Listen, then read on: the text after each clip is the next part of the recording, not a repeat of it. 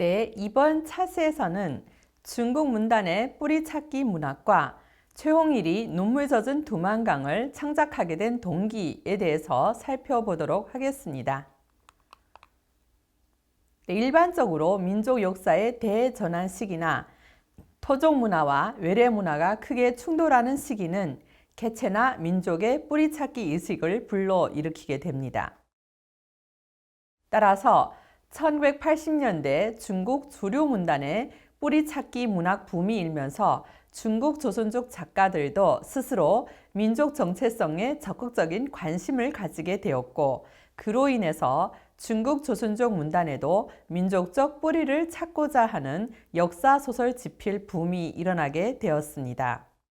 네, 장편 소설로는 리근전의 고난의 연대, 김은룡의 새벽의 메아리 등 수많은 작품들이 창작되었습니다. 네, 이 작품들은 실은 앞에서 우리가 다루었던 1980년대의 혁명 서사들이죠. 주로 조선족의 역사적 뿌리를 살핌에 있어서 이 소설들은 주로 혁명의 뿌리를 중심으로 살펴보았습니다. 네, 이에 대해서 정판룡 교수는 다음과 같이 평가했습니다.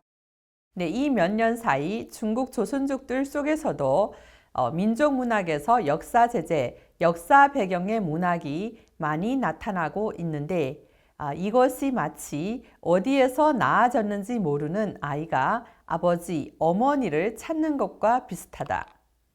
근 100년 동안 우리는 계급투쟁만 하다 보니 자기 민족에 대하여 차분히 생각할 기회가 없었다. 역사소설 혹은 역사제재 소설, 역사 배경 소설의 흥기는 바로 중국 조선족이 자기를 인식하고 싶어하는 발전 단계에 이르렀다는 표지로 되면서 우리 민족의 성숙의 표지로 된다. 조성일도 이는 문화대 혁명을 겪은 이후 민족의 자아각성의 표현이며 민족의식 고양의 표현이라고 평가하였습니다. 다시 말해 이는 문학을 통한 민족의 뿌리찾기 작업이라고 할 수 있을 것입니다. 그러나 1980년대 뿌리찾기 문학은 문화대 혁명 역사의 관성 때문에 강렬한 국가 이데올로기와 민족사 재현이 병행되는 경우가 많았고, 소설의 서사는 역시 이념 중심의 단일성, 극단적인 계급 대립 시각, 도식적인 한계가 있어서 비판을 받았습니다. 바로 우리가 앞에서 살펴보았던 리근전의 고난의 연대를 중심으로 하는 그러한 혁명 서사들이죠. 그 중에서도 고난의 연대는 우리가 배운 역사 교과서와 어떤 유사성이 있다는 지적을 받고 있었습니다. 1990년대에 이르러 조선족 작가들은 역사소설 창작을 지속하며 조선족 뿌리찾기를 위해서 노력했습니다. 하지만 80년대에 비해 조선족 작가 개인의 주체의식이 점점 뚜렷해지고, 동시에 민족 주체의식 표현은 더욱 다원화되고 개성화되었습니다.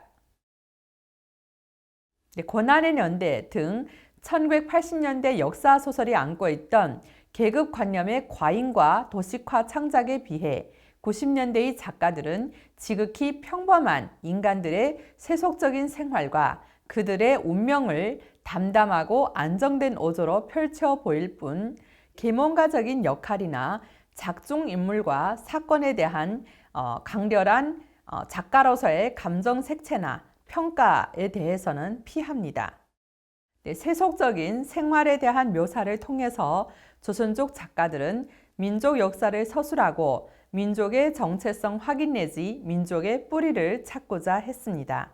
1990년대 세속화 이념으로 창작된 최홍일의 눈물 젖은 두만강은 바로 이런 뿌리찾기 문학의 대표작 중에 하나라고 볼 수가 있겠습니다.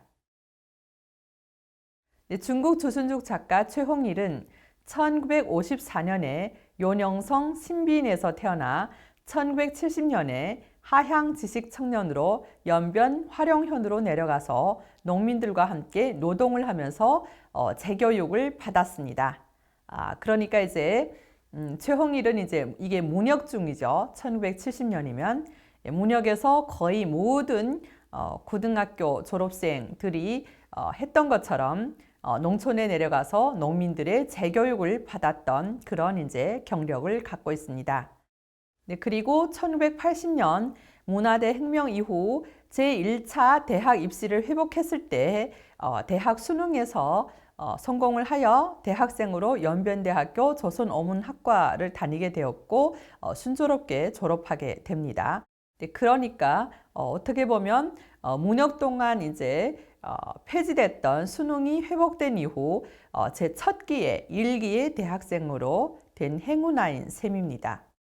네, 최홍일은 실제 이민 경험은 전혀 없는 중국 조선족 이민 3세대로서 중화인민공화국 건국 이후 소수민족 정책에 의해서 조선족 자체의 민족교육과 또한 조선족 학교에서 진행되었던 이질적인 한족 문화 교육을 함께 받았으며 1980년대 중국 문단의 붐이었던 뿌리찾기 문학의 영향을 받아서 자신의 문화적 상징을 적극적으로 찾기 시작했습니다. 그는 조선족의 젊은 일대들은 중국 문화대 혁명이라는 엄청난 사건의 후유증으로 역사에 대한 지식, 특히 자기 민족사에 대한 지식이 거의 공백 상태라고 통탄하면서 이를 메우기 위해 이민의 역사는 이민의 후세가 써야 한다는 사명감으로 눈물 젖은 두만강을 창작하게 되었다고 합니다. 네, 최홍일은 월경 민족으로서 민족의 뿌리를 찾고 새로운 시각에서 1884년부터 1910년대까지의 이민 실변 시기를 역사적 배경으로 치발역복, 그러니까 한때 청정부가 조선 이주민들을 청나라에 귀속시키기 위해, 그러니까 귀화시키기 위해서 그들에게 청나라 만주족처럼 머리를 깎게 하고, 그리고 이제 옷을 청나라 만주족의 옷으로 갈아입게 강요했던 그런 정책입니다. 그리고 벼농사 짓기, 논마지기 쟁탈 사건 및 이로 인하여 일어나는 송사 분쟁 등 일련의 중요한 역사 사건들을 창작 내용으로 하고 있습니다. 네, 그리고 최홍일은 역사 속의 민중의 인생고와 모대김을 쓰고 서민을 역사의 주체로 그리자고 마음먹었다고 합니다. 네, 그는 평범한 인물을 역사의 시야에 끌어들여 민중의 개인사, 즉 민초들의 이야기를 기록하였고 현실적 시각에서 조선족의 이주사를 입체적으로 서사화하였습니다. 그는 조선족의 이주 역사를 재확인함으로써 조선족과 모국인 한반도 선조의 유대성, 이민지에서의 적응 과정과 그 과정에서 조선족의 정체성과 문화가 어떻게 변이했는지를 중점적으로 소설 속에서 탐구하고 있습니다. 네, 이번 차시에서는 뿌리찾기 문학과 최홍일의 뿌리찾기 문학의 창작 동기에 대해서 살펴보았습니다. 네, 다음 차시에서는 눈물 젖은 두만강에 나타난 간도 땅의 뿌리 내리기와 새로운 정체성의 형성을 통해 조선족의 정체성 찾기에 대해서 살펴보도록 하겠습니다.